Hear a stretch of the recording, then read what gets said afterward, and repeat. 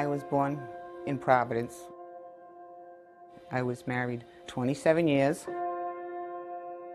I have 2 children, and I have 5 incredible grandchildren.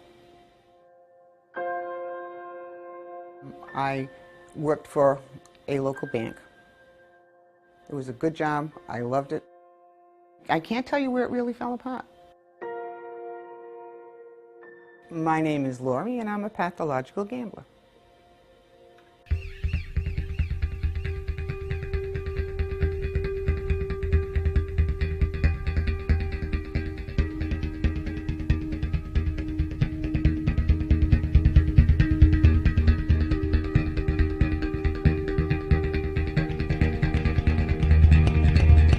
First time I went, I'm halfway through a roll of quarters, I hit this little mini jackpot for like $250.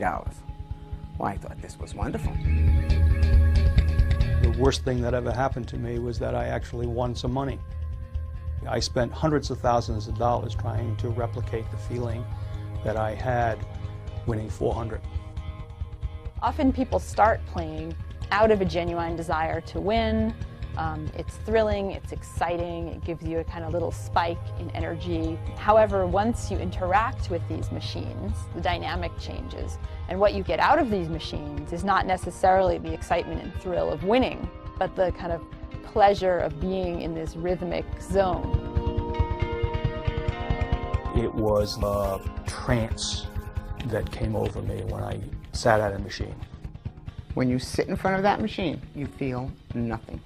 It's like you are the walking dead. You go through all the motions of living, but you're not really living because you are always channeled, super tunnel vision, to get back to that machine. I had a lady, who was my roommate in treatment. She discovered Depends and she's only 25, started to wear Depends to go to the casino so she didn't have to get up from the slot machines. When you're sitting in front of that machine, you're intoxicated.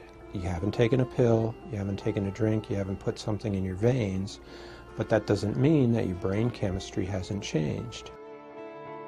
In 2001, Dr. Hans Breiter and his colleagues at Mass General conducted an experiment comparing the brains of a cocaine addict receiving a dose of cocaine and a healthy control subject playing a game of chance. You looked at the activation in the primary reward system in the center of the human brain when they were a cocaine addict expecting a cocaine infusion out versus a normal control expecting a monetary win. We saw the same thing. They were nearly identical. And I could not distinguish who had received cocaine versus who had won a gambling task. The U.S. National Gambling Impact Study Commission calls these electronic gambling machines the crack cocaine of creating new addicted gamblers. For me, they were almost instantly addictive. It didn't take a lot for me to cross the line, and I did not realize it. The more they play the game, the greater likelihood from a statistical standpoint that they're going to lose more money and that they will make a profit for the casino. Industry members talk about how to keep people playing the machines longer, faster, and more intensively. And the way they speak about their aim is an aim of player extinction. In other words, keeping the player there until their budget is thoroughly exhausted, so until they really zero that person out. The insurance policies, my 401k, it all went into the machines. I know one night in particular where I had 18 $100 bills from the payouts. And by the time I left there, I didn't have enough money to buy a Dunkin' Donuts coffee on the way home. It could run to thousands of dollars a week. It could run to thousands of dollars a day in losses. I had embezzled money from where I worked. I was terminated, and it took almost 13 months before the knock came at the door. State police. I have seen people not even old enough to get into the casinos who are already hooked on video slots. I've seen people in their 70s and 80s, black, white, well-to-do, impoverished, graduate school, not finished high school. I think given the right circumstances, almost anyone could get hooked on slots. In 1985, slot machines were legal in 2 states, New Jersey and Nevada. Today, 40 states raise revenue through 800,000 electronic gaming machines. One for every 395 Americans.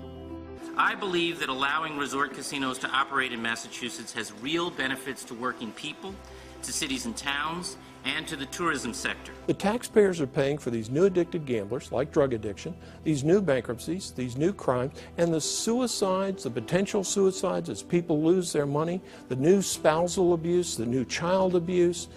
It's just a litany of social costs. State-sponsored gambling is an essential corruption of democracy because it violates the most basic premises that make democracy unique, that you're in this together. That's what a compact of citizens is. And the first step away from it is to play each other for suckers. We're going to trick them into thinking that they're going to get rich and they're really going to be paying my taxes. I'm probably the last person on earth for whom suicide is a reasonable solution to anything.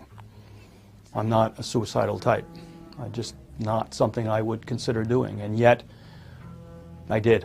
It was very much a possibility. It was very much something I was considering. This person who's gambling, who's playing our slot machines, ultimately, I'd like to view this as a form of entertainment. I'd like to give them a entertaining experience back to them. It is like cancer. It doesn't care how much money you have. It doesn't care what your background, your ethnicity is, whether you go to church or you don't, whether you have an education or you don't. You know, there but for the grace of whoever your God is, right? You could be me.